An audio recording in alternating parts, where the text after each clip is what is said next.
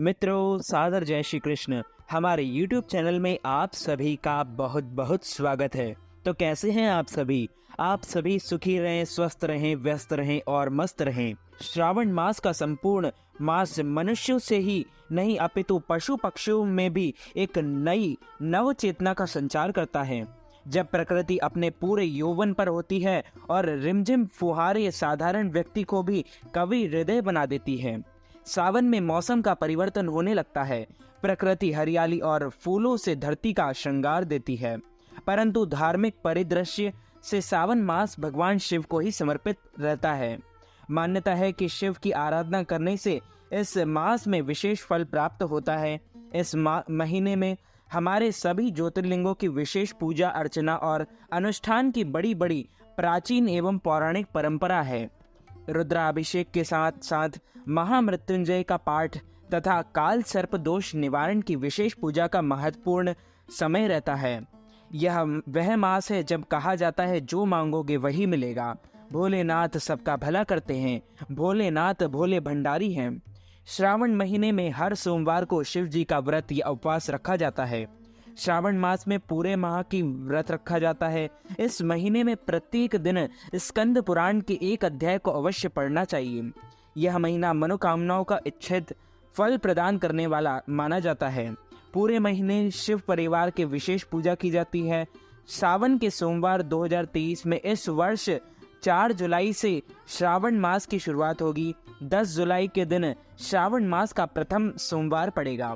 इसके बाद 17 जुलाई को दूसरा सोमवार, 24 जुलाई को तीसरा सोमवार रहेगा, 31 जुलाई को चौथा सोमवार पड़ेगा, 7 अगस्त को 5वां सोमवार पड़ेगा, 14 अगस्त को छठा सोमवार, 30 अगस्त को 7वां सोमवार तथा 28 अगस्त को श्रावण मास का अंतिम सोमवार पड़ेगा।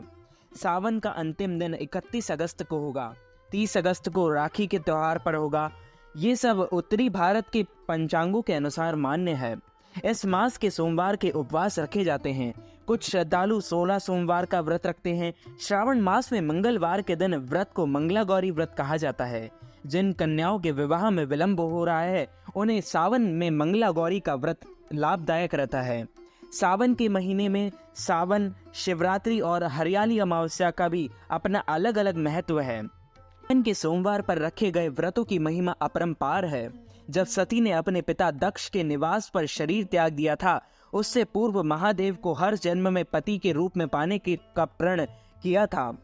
पार्वती ने सावन के महीने में ही निराहार रहकर कठोर तप किया था और भगवान शंकर को पा लिया था। इसलिए यह मास विशेष हो गया और सारा वातावरण शिवमय हो गया।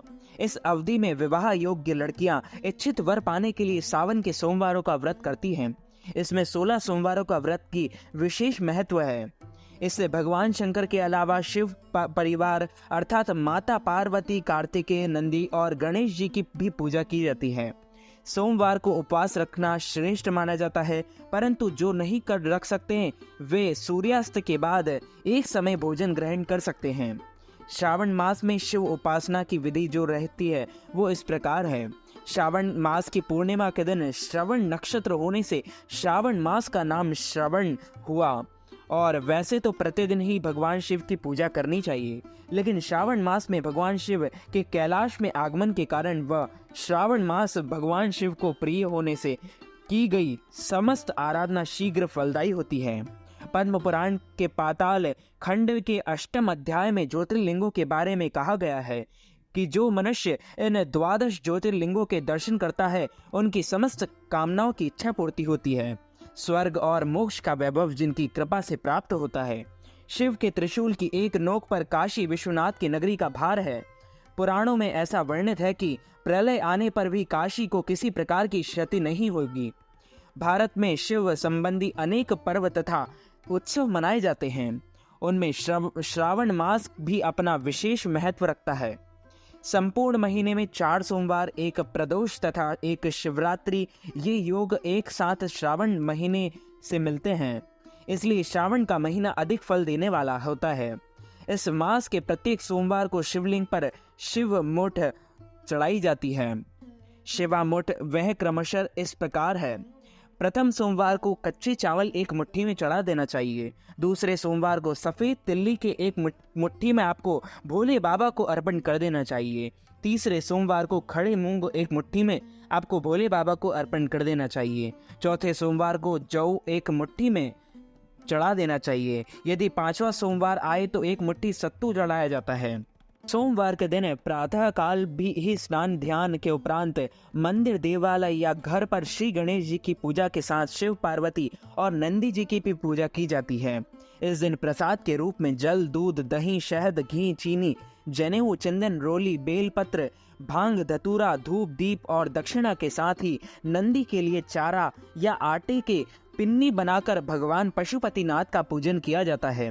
रात्रि काल में ही घी और कपूर सहित गूगल धूप की आरती करके शिव महिमा का गुणगान किया जाता है। लगभग श्रावण मास के सभी सोमवारों को यही प्रक्रिया अपनाई जाती है। इस मास में लघु रुद्र, महारुद्र अथवा अतिरुद्र पाठ करने का विशेष विधान है। सावन सोमवार के दिन आपको एक विशेष उपाय भी करना चाहिए। आपको फूलों की माला भगवान शंकर को अर्पित कर देना चाहिए या फिर भगवान शंकर को पहना देना चाहिए। इससे आपकी सारी मनोकामनाएं पूर्ण होगी तथा भोले बाबा का आशीर्वाद आप सभी के ऊपर सदैव बना रहेगा।